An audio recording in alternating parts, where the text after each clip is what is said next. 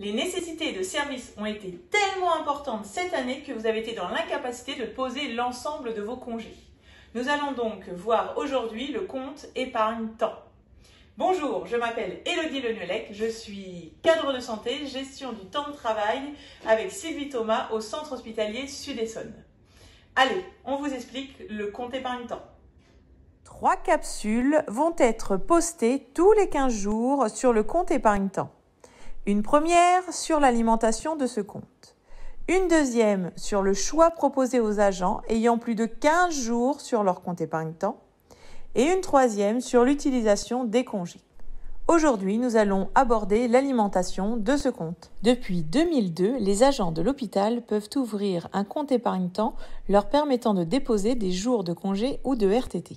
Cette première formule, jugée trop contraignante, a été transformée en 2012, offrant aux agents de nouvelles possibilités d'utilisation de ces jours déposés sur leur compte.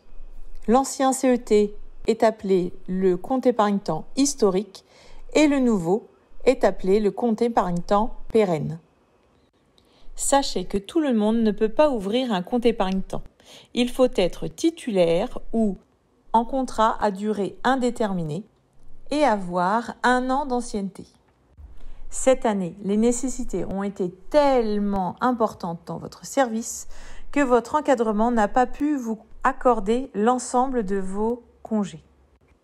Attention, malgré les nécessités de service, votre encadrement est dans l'obligation de vous accorder 20 jours de congés dans l'année. C'est pour cela qu'il n'est pas possible de poser plus de 5 jours de congés annuels sur votre compte épargne-temps.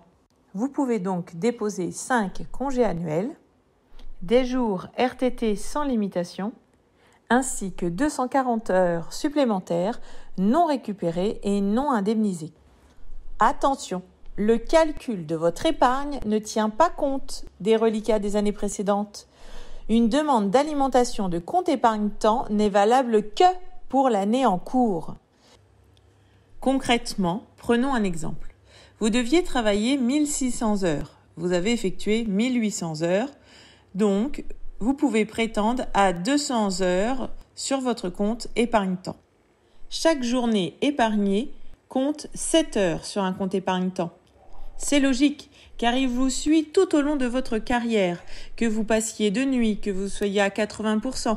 Étant exprimé en journée, il sera plus simple que ces journées aient toutes les mêmes valeurs. Vous avez été dans l'impossibilité de poser 3 congés annuels, ceux-là auront une valeur de 21 heures, qui sera déduite de vos 200 heures.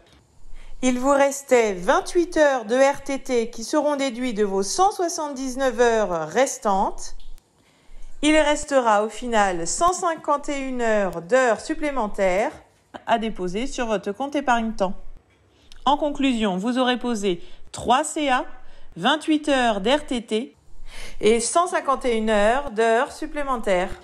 Une fois votre calcul validé par votre encadrement, vous avez jusqu'au 3 mars pour déposer votre demande. Le pôle gestion du temps de travail pourra ainsi examiner votre demande et vous envoyer votre nouveau décompte. Ce compte ne remplacera jamais les bienfaits des congés sur votre santé mentale et physique. Alors, pensez tout au long de l'année à profiter au maximum de vos repos. Cette vidéo est terminée. Je vous laisse la commenter, la liker, la partager et je vous dis à bientôt.